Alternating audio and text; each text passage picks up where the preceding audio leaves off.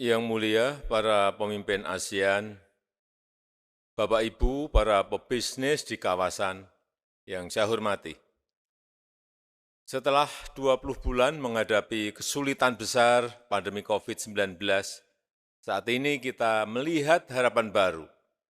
Dalam seminggu terakhir ini, kasus COVID-19 di kawasan ASEAN turun 14%, jauh lebih baik dibanding rata-rata dunia yang turun 1%. Situasi ini dipastikan akan meningkatkan kepercayaan internal dan eksternal ASEAN untuk beraktivitas kembali dan akan mempercepat pemulihan ekonomi. Tetapi tetap menjaga kewaspadaan, mengingat adanya peningkatan kasus di beberapa negara. Dalam menghadapi pandemi sekarang ini, kita tidak hanya ingin pulih kembali, tetapi kita ingin mencuri kesempatan dalam pandemi untuk melakukan reformasi struktural untuk pertumbuhan ekonomi yang inklusif dan berkelanjutan di kawasan ASEAN. Peluang ini sangat besar untuk bisa kita lakukan. Sebagaimana yang kami lakukan di Indonesia, kesibukan menghadapi pandemi COVID-19 tidak menyurutkan niat Indonesia untuk melakukan reformasi struktural. Indonesia menerbitkan Omnibus Law, Undang-Undang Cipta Kerja untuk memperbaiki iklim investasi dalam rangka mendongkrak pertumbuhan ekonomi inklusif yang menciptakan lapangan kerja. Undang-undang perpajakan juga direvisi dengan tujuan yang sama. Kami ingin terus melanjutkan reformasi struktural ini untuk merespon catatan-catatan kelemahan kelembagaan dan cara kerja kami ketika diuji oleh pandemi COVID-19. Ujian berat berupa pandemi justru kami manfaatkan untuk memperkuat diri dalam menghadapi tantangan masa depan. Saya berharap juga demikian halnya untuk Asia Tenggara. Sebagai kesatuan masyarakat ekonomi, ASEAN merupakan kawasan yang harus mengambil pelajaran dari krisis dan melakukan perbaikan diri secara fundamental di tingkat kawasan. Yang mulia, para pemimpin ASEAN, para pebisnis yang saya hormati,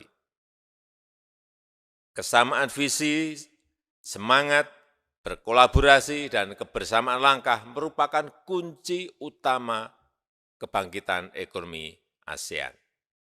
Pertama, penanganan kesehatan harus tetap menjadi prioritas pertama. Agenda jangka pendek untuk mempercepat dan memeratakan vaksinasi di semua negara di kawasan harus kita lakukan bersama. Target vaksinasi penduduk ASEAN sebanyak 70% harus segera dicapai secepatnya. Pemerintah dan pelaku bisnis di kawasan harus bersinergi untuk melakukan aksi bersama. Sedangkan ASEAN dalam jangka menengah perlu membangun protokol krisis kesehatan agar kawasan ASEAN lebih tahan menghadapi krisis kesehatan di masa depan. Kedua, pemulihan ekonomi ASEAN harus dipercepat dengan melakukan reaktivasi perjalanan yang aman, termasuk pariwisata yang aman. Menurut catatan UN, WTO, tingkat pembatasan di Asia Tenggara adalah yang tertinggi di dunia, yaitu mencapai 82%. Dengan situasi COVID-19 yang semakin terkendali, pembatasan tersebut bisa dikurangi. Mobilitas bisa dilonggarkan, tetapi harus menjamin aman dari resiko pandemi. ASEAN Travel Corridor Arrangement Framework yang digagas Indonesia setahun yang lalu perlu segera diimplementasikan. Pengakuan sertifikat vaksin di kawasan termasuk interoperabilitas sistem vaksin harus segera dilakukan.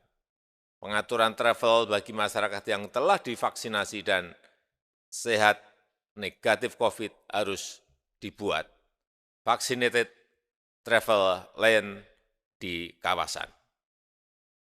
Jika semua negara ASEAN segera memfasilitasi mobilitas masyarakat dengan aman, roda ekonomi bisa kembali bergerak. Indonesia juga telah membuka secara bertahap Bali untuk safe tourism dengan protokol kesehatan yang ketat. Indonesia membuka Bali setelah tingkat vaksinasi Bali secara penuh telah mencapai 84,8%.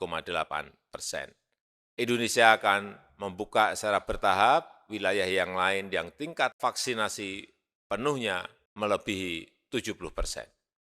Ketiga, adaptasi kegiatan ekonomi kawasan menuju ekonomi digital harus dipercepat di semua negara.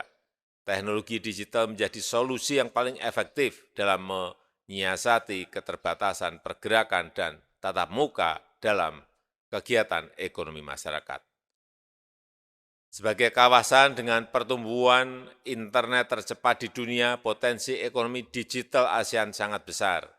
Selama pandemi, ekonomi digital tumbuh mencapai 100 miliar dolar Amerika Serikat di tahun 2020.